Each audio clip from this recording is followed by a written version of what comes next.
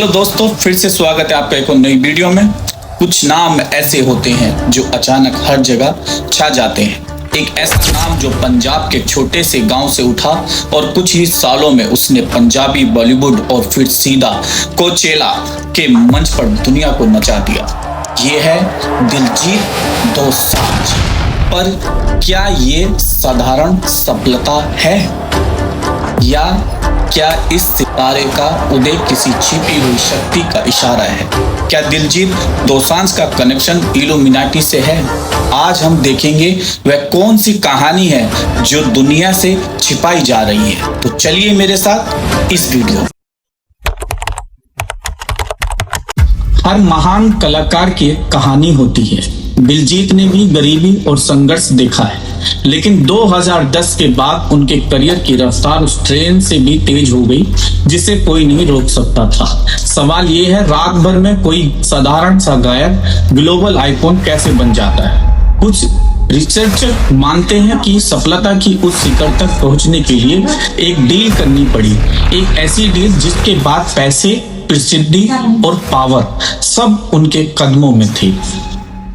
अगर आप इल्यूमिनाटी के कोड्स को समझते हैं तो उनके निशान हर जगह हैं। दिलजीत के संगीत वीडियो, उनकी तस्वीरों और यहाँ तक कि उनके कपड़ों में भी। क्या आपने कभी उनके कुछ ज्वेलरी या हैंड जेंसर्स पर ध्यान दिया है? कई बार उनकी उंगलियों का इशारा आल सीइंग आई या पिरामिड की ओर होता है। ये सिर्फ फैशन है या ये उस संस्था को गुप्त सलाम है जिसने उन्हें इस मंच पर स्थापित किया है?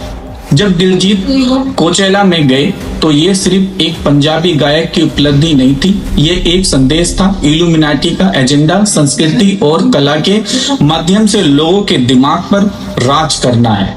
दिलजीत ने जिस तरह वहां बिना किसी समझौते के पंजाबी संस्कृति को पेश किया, वह दिखाता है कि वह एक प्लान का हिस्सा हो सकती है।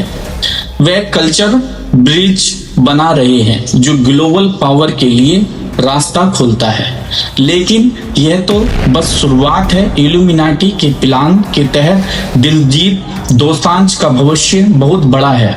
वह सिर्फ एक गायक नहीं बल्कि आने वाले समय में रिसर्च बताती है कि उनका अगला कदम एक बड़ा हॉलीवुड प्रोजेक्ट या फिर कोई अंतर्राष्ट्रीय राजनीतिक मंच हो सकता है, जहां उनका काम सिर्फ मनोरंजन नहीं बल्कि विचारधाराओं का प्रचार करना होगा।